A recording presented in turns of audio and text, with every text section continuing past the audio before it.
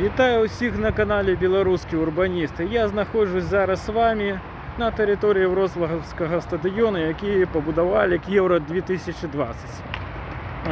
Але розповісти я хочу не про стадіон, а знову про трамвайний припинок. На гэты раз уже цалком вилучены від дороги. Тут по большей частке футуристична, побач мост праз реку так само футуристичны, то і припинок зробили у такім же стилі. Ось як ён виглядає з боку чыгуначнай станції. То бок нейкія такія ломаныя ці рэзаныя формы, які аб'ядноўваюць пад сабой і трамвайны прыпынак, і чыгуначную станцыю. Вельмі добра, калі пасажырапаток на сябе бере не толькі вакзал, але і станцыі ў горадзе, дзе ёсць перасадка на грамадскі транспарт, таму гэта першая пабольшвае колькасць карыстальнікаў прыгараднай чыгункай, па-другое, здымае напружанне з вакзала і робіць раўнамерную нагрузку на горад і на грамадскі транспарт. Трэцяе, гэта больш карыстальнікаў грамадскім транспартам і чыгункай, а не аўтамабілем, таму што ёсць больш утульныя і хуткія сродкі камунікацыі ў горадзе, чым аўтамабіль. Вось тут людзі чакаюць чыгунку, і глядзіце, прама наверху ўжо ёсць трамвай. То бок не трэба рабіць нейкіх вялікіх пераходаў, там туннельных нейкіх лабірынтаў, ці там 10 хвілін кудысьці ісці. Вы просто падымаецеся на лесніцы ці ліфце і адначасова аказваецеся над трамвайным прыпынкам. Гэта вельмі зручна. То бок, канешне, тут ёсць і лесніцы, ліфты таксама ёсць, то бок людзі, якія маламабільныя, а маламабільныя людзі гэта не толькі інваліды, але і людзі з торбамі.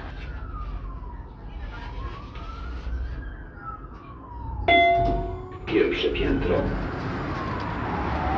І вось мы на другом паверсе трамвайнага прыпынку. Як бачыце, ёсць навес,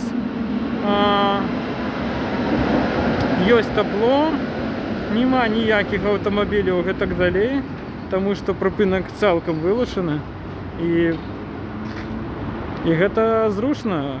Глядзіце, трамвай здесь, я вось вам покажу, набіраюць даволі велізарную хуткасць.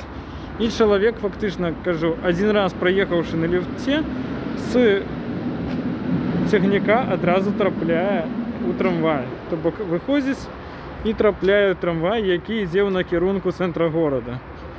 Лічу, што гэта даволі добра спланаваная тэма, спланаваная сістэма. Больш за то задумана добра, як такое нешта футурыстычнае, цікавая архітэктурная форма.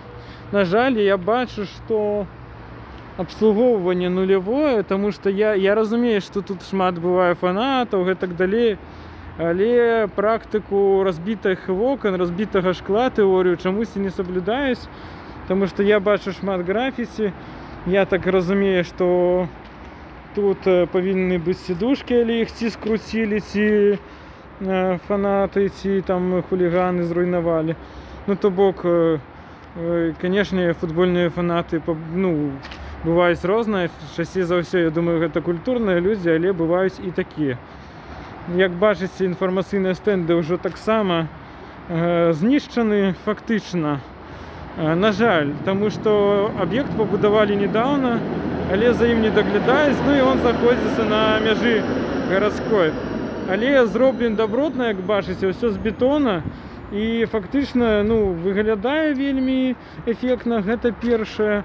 А па-другое, што сапраўды вельмі утульна, зручна і цудоўна спланавана. У нас такіх перасадкаў настолькі зручных і настолькі важных між гарадскімі лініямі, напрыклад, і горадам няма. Ёсць Мінск паўночны, но там зроблена таксама такая сетка з падземных пераходаў. Калі хацелі там пабудаваць хуткасны трамвай, таксама прыдумалі проста дадатковыя туннелі зрабіць. Зрабіць гэта ўсё ў двух узроўнях проста чамусьці не прыдумалі. Як бачите, тут відкривається чудовий вид на чыгунку і на цягнікі, калі яны прыязджаюць. Як так.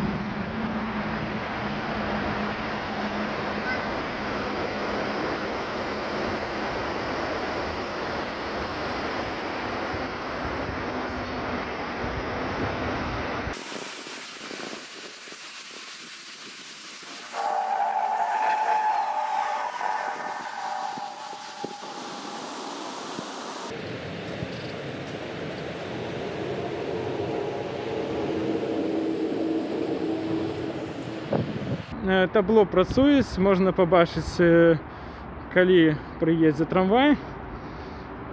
Таму ўсё роўна. Дрэнна, канешне, захоўваецца гэта место, на маю думку, але задумка архітэктараў, праектыроўшчыкаў працуе, як бачыце.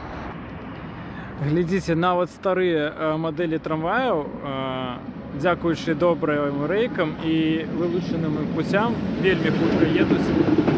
Фактычна на ўзроўні цягнікоў метрапалітэна. Сярэдняя хуткасць цягнікоў метрапалітэна 30-40 км за гадзіну, калі ўлічваць прыпынкі, то тут прыкладна тое ж самае. То бок бачым, наколькі добра, калі трамвайныя рэйкі вылучаны ад дарогі. Не заўсёды гэта можна рабіць. У прошлым роліку я распавядаў, як рабіць, калі на вузкіх вуліцах трамвай, як рабіць прыпынкі. Тут, як бачым, вылучана і трамвайная сістэма працуе на ўсю сваю магутнасць. І, канешне, сістэма разлічвалася на вельмі вялікія пасажырапатокі на Еўра 12-го году і 20-го году. Як бачыце, вельмі шырокія праходы на стадыён, няма ніякіх там вузкіх месцаў, то бок адразу могуць сотні ці тысячы чалавек прыходзіць на трамвайны прыпынак. Адразу іх можа забіраць адзін вылучаны хуткасны транспарт, вылучаны трамвай, і другі вылучаны хуткасны гарадскі транспарт, гэта чыгунка. Як бачыце, у гэтым горадзе няма метро, але рабіць сістэму, якая можа вытрымліваць вялікія пасажырныя потокі, можна і без метрапалітэна. Подписывайтесь на мой канал. Таксама, калі вас цікавіць таталітарны культ і такія тэмы, на мой другі канал From Amelos. Тут на беларускам урбанісце я буду хутка распавядаць пра будаўніцтва вылучанай хуткаснай трамвайнай сістэмы. Буду ездзіць па польскіх гарадах і паказваць прыклады, што мы можам для сябе пераняць, для Беларусі будучыні. Больш за тое, будуць цікавыя адукацыйныя ролікі пра гарады Беларусі і пра урбаністыку. Таму падпісвайцеся, кожны тыдзень стрымы, кожны тыдзень ролікі. Всяго вам найлепшага, да сустрэчы і жыве Беларусь!